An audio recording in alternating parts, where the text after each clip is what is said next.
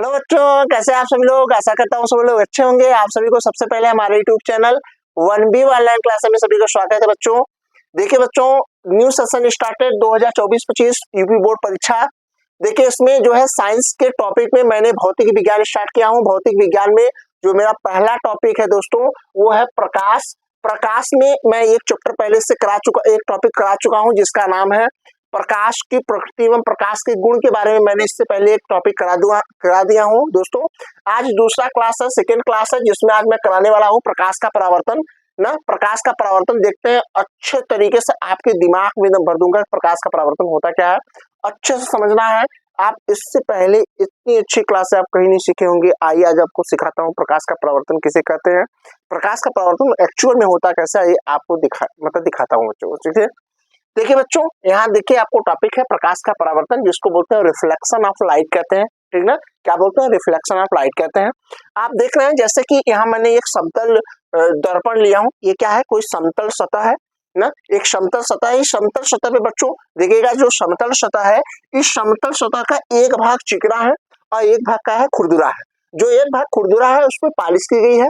वो पॉलिश या तो लोहे के लाल ऑक्साइड का पेंट, इसको लाल ऑक्साइड का पेंट कहते हैं दोस्तों, या तो लाल ऑक्साइड का पेंट होगा या तो सिल्वर नाइट्रेट का क्या होगा, पॉलिश से आप जो चेहरा, जिस आईने में आप चेहरा देखते हैं, ठीक ना, जिस आईने में आप चेहरा देखते हैं उसके देखिए एक तरफ चिकना होगा, जैसा आप चेहरा देखते हैं, दूसरी तरफ क्या होता है, जो पैक होता है उसका आप देखेंगे कि लाल कलर का पेंट लगा होता है, उसी को बोलते हैं लाल ऑक्साइड का पेंट होता है दोस्तों।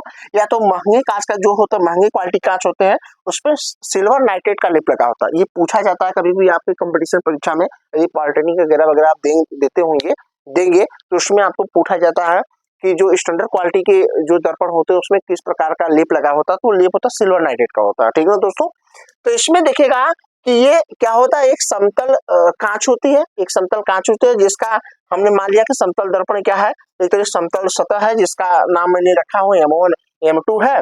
M1 M2 के ऊपर वाला भाग जो है चिकना है, नीचे वाला भाग खुरदुरा है। खुरदुरा इसलिए है क्योंकि उस पर पॉलिश किया गया है, यानी पॉलिश किया गया तल होता है। एक भाग पॉलिश किया गया होता है, एक भाग चिकना होता है। जब इस चिकने सतह पर सूर्य की प्रकाश किरणें या अदर कोई प्रकाश किरणें जब इस चिकने समतल सतह पे पड़ती है, तब पड़ने के बाद इस समतल सतह से प्रकाश क्या होगा, टकरा करके जितनी मात्रा में यहाँ आएंगी उतनी ही मात्रा में अधिकांश भाग, इस प्रकाश का अधिकांश भाग उसी दिशा में वापस लौट जाता है। इस घटना को प्रकाश का परावर्तन कहते हैं दोस्तों। ठीक है, समझ में आ गया। हमें लगता है बच्चों ये सारी चीजें आपको स्पष्ट समझ में आ गई होगी। एक समतल सतह है ना, ये समतल सतह है, इस समतल सतह का एक भाग खुरदुरा और ऊपर वाला भाग क्या है, चिकना है। खुरदरे भाग को पॉलिश किया भाग होता है और जो चिकना भाग होता है उसको बोलते हैं परावर्तक तल कहते हैं। जब इस परावर्तक तल पर आपतित प्रकाश यानी सूर्य से या अदर कोई प्रकाश किरणें जब कोई इस दर्पण पे आती है तो उसको हम क्या बोलते हैं, इस सतह पे आती हैं, परावर्तक सतह पे आती हैं, तो उसको हम क्या बोलते हैं, आपतित किरण, उसको इंसाइडेंस रे कहते हैं बच्चों। जब ये इंसाइडेंस रे इस समतल सतह पे आती है तो इस समतल सतह के किसी एक बिंदु से टकरा कर इस आने वाली आपतित प्रकाश किरण की अधिकांश भाग उसी दिशा में लौट जाती है, उसको क्या बोलते हैं, प्रकाश का परावर्तन कहते हैं, उसको रिफ्लेक्टेड रे कहते हैं बच्चों। आपको हमें लगता है सारी चीजें समझ में आ गई होंगी। आइए आपको चित्र के माध्यम से जो थ्योरी लिखा गया उसको भी समझाते चलते हैं ताकि आपको स्पष्ट समझ में आ जाए बच्चों। ठीक है, आइए बच्चों देखिए, जैसे कि यहाँ पे लिखा गया है कि पहले प्रकाश का परावर्तन होता क्या है, परिभाषा आपसे पूछता है कि प्रकाश के परावर्तन से आप क्या समझते हैं। तो बच्चों देखिए, ये लिखा गया है कि जब प्रकाश किसी चिकने समतल सतह पे, यहाँ कहा गया चिकने समतल सतह या पृष्ठ पर, जैसे दर्पण हो गया, से टकराकर वापस उसी माध्यम में, देखिए यहाँ करा जो प्रकाश आपतित प्रकाश कर रहा है ना, तो किसी चिकने समतल सतह से टकरा के वापस उसी दिशा में क्या हो रही है, लौट जा रही ना, वापस उसी दिशा में लौटने की प्रक्रिया को हम क्या बोलते हैं बच्चों, इसको बोलते हैं प्रकाश का परावर्तन बोलते हैं। इसको हम क्या बोलते हैं, इसको इंग्लिश में रिफ्लेक्शन ऑफ लाइट कहते हैं बच्चों। ठीक ना, रिफ्लेक्शन ऑफ लाइट कहते हैं। आप थोड़ा सा यहाँ थ्योरी देखिएगा, जो बच्चों ये थ्योरी यहाँ लिखा गया है, ये थ्योरी बहुत इंपॉर्टेंट है। जो ये थ्योरी किस पे है, इस जो है कि इस फिगर पे आधारित है। इसमें देखिएगा किसी परावर्तक तल क्या है, ये परावर्तक तल क्या है, M1 M2। या देखो बच्चों क्या है, ये M1 M2 क्या है, ये परावर्तक तल है।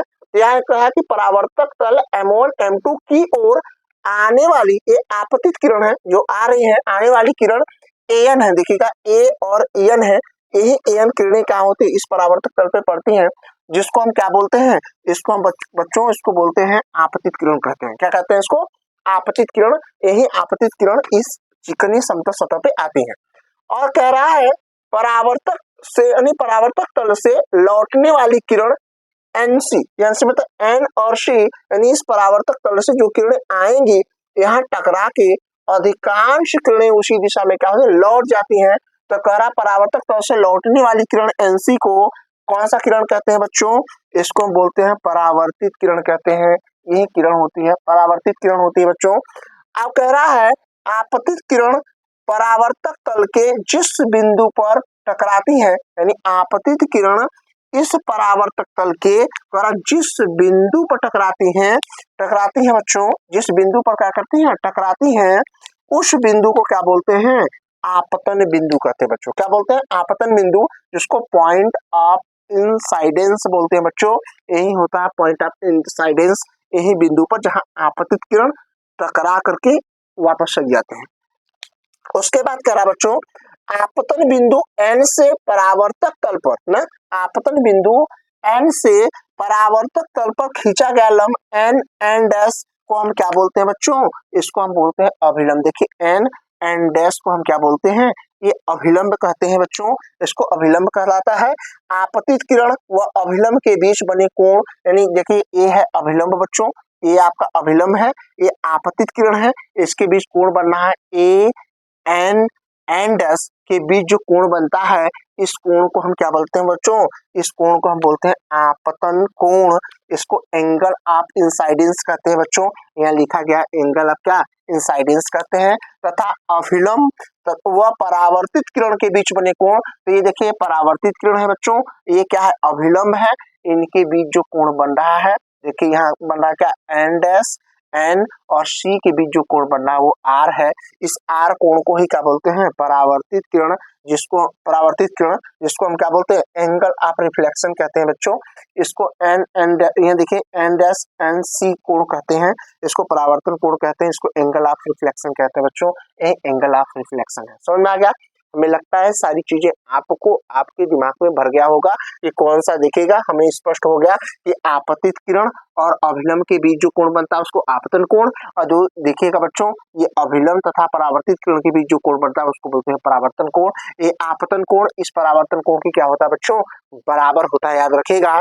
इसमें प्रकाश के परावर्तन का 2 नियम पढ़ेंगे आप, जिसमें कहता है कि आपतन कोण शून्य परावर्तन कोण की क्या होता है बच्चों, बराबर होता है। उसी प्रकार से देखिएगा इस आपतन बिंदु पे दूसरा नियम होता है आपतित किरण और परावर्तित किरण, और इस आपतन बिंदु पर अभिलंब, तीनों क्या होते हैं, एक ही तल पर स्थित होते हैं। इसको ही क्या बोलते हैं, प्रकाश के परावर्तन का द्वितीय नियम कहते हैं बच्चों। मुझे लगता है सारी चीजें आपको ये समझ में आ गई होगी कि कौन किरण कहाँ है। आप एक बार अच्छे से देख लेंगे बच्चों, आप जो किरण यहाँ से आ रही है, ये सारे किरण को देखे, ये आने वाली किरण देखे जो AN है, इसको आपतित किरण, जो यहाँ टकरा के जा रही है बच्चों NC, इसको परावर्तित किरण, और N को अभिलंब कहते हैं। इनके बीच आपतन कोण बनता है, अभिलंब और इनके बीच जो है परावर्तन कोण बनता है। सारी चीजें मैंने यहाँ लिख दिया हूँ बच्चों, आप एक बार अच्छे से पढ़ लेंगे तो आपके दिमाग में अच्छे से घुस जाएगा। यही होता है प्रकाश का परावर्तन, कि जब कोई चिकनी समतल सतह पर कोई प्रकाश किरणें पड़ती हैं, तो पड़ने के बाद उस परावर्तक या चिकनी समतल सतह से प्रकाश का अधिकांश भाग जिस माध्यम से आती है उसी माध्यम में वापस लौट जाती है।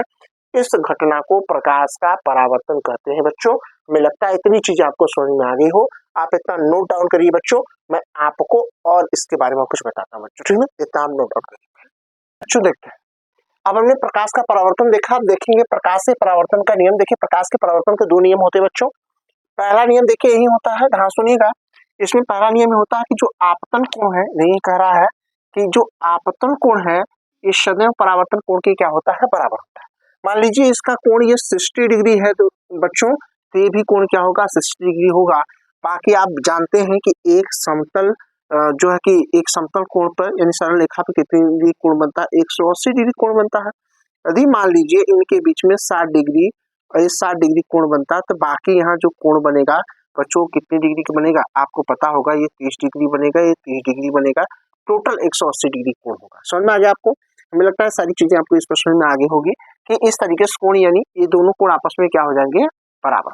स्पष्ट होगा बच्चों? तो ये कह रहा है कि आपतन कोण, यहाँ देखा आपतन कोण सदैव परावर्तन कोण के क्या होता है, बराबर होता है, जैसे इसमें दिखाया गया है कि आपतन कोण बराबर किसका होगा, परावर्तन कोण के। और दूसरा नियम क्या है बच्चों? दूसरा नियम यही है कि आपतित किरण, यानी देखिए कह रहा आपतित किरण और यहाँ से क्या होगा, परावर्तित किरण, और इस आपतन बिंदु ये क्या है, ए एन क्या है, आपतन बिंदु, इस आपतन बिंदु पर जो अभिलंब होगा तीनों एक ही तल पे है कि नहीं है, एक ही तल पर स्थित है। कह रहा वही आपतित किरण, परावर्तित किरण तथा आपतन बिंदु पर अभिलंब तीनों क्या होंगे, एक ही तल पर स्थित होंगे, उसको प्रकाश के परावर्तन का द्वितीय नियम कहते हैं बच्चों। तो ये पूरा प्रकाश के परावर्तन के बारे में मैंने पकड़ लिया, ये प्रकाश का परावर्तन के सारे नियम, जो 2 नियम होते हैं, ये 2 नियम आपको मैंने बता दिया दोस्तों।